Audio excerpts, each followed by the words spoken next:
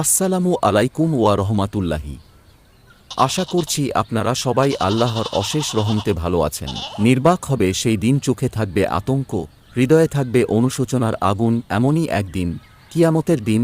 সেদিন যেন আমরা লাঞ্ছিত না হই, আল্লাহ যেন আমাদের ক্ষমা করে দেন, এই প্রার্থনায় যেন আমাদের জীবন ভরে উঠে। রাব্বানা ওয়া আতিনা মা ওয়াত্তানা আলা রুসুলিকা ওয়ালা তুকজিনা ইয়াউমাল কিয়ামাহ ইন্নাকা লা তুকলিফুল মিয়াদ।